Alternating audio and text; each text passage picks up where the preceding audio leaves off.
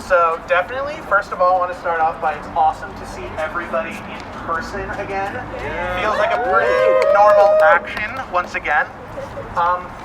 Before we kick things off, I definitely wanted to start off with the land acknowledgement.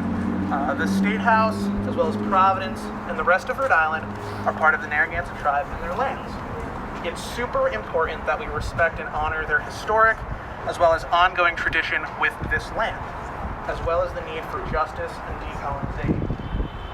If the climate movement is to truly be successful, it's imperative that it centers itself around the needs and demands of not only the Narragansett Tribe, but all other indigenous peoples. Yes! So, why are we here today? We're here today because Senator Euer, chair of the Senate Environmental and Agriculture Committee, and Senator Coyne, chair of the Senate Judiciary Committee, are blocking the Rescue Rhode Island Act from getting onto the Senate floor and getting voted on. A couple weeks ago, during the hearings for all three bills, they continued to cut off person after person during their testimonies. When the lobbyists came up, they had no problem giving them their full, uninterrupted 3 minutes. And this is unacceptable, to say the least. Senator Euer claims to be an environmental champion.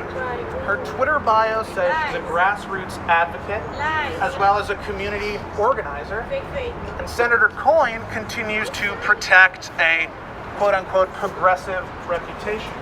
See the proof? Yet they stand in the way of the Rescue Rhode Island Act, which means they're standing in the way of affordable housing, food for people's families, as well as clean air and water to drink. It's time. It's time for both of them to start walking the walk and quit just talking the talk. That's right. And we don't want them to push it aside for further study, Right. because we know when they're doing that, they're just pushing aside people's homes, That's right. their food, and their clean environment That's right. for further study. That's right. And this is, again, unacceptable because these are issues of life and death. That's right. We're also here today as part of a national day of action. Sunrisers all across the country are organizing to push Biden's infrastructure plan into a much more just and ambitious direction. And it needs to go in this direction if it's going to meet the problems that come with mass unemployment, racial injustice, as well as climate change. Yes. From the infrastructure plan itself all the way to the $1.9 trillion COVID relief bill, there's more than enough money to get this done.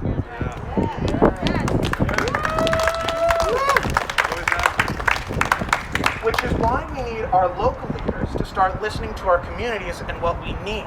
Yes. We've already done the work of putting together a detailed plan with steps to meet these needs. Yes. So now we need the senators to both do their job and pass the Rescue Rhode Island Act. That's right.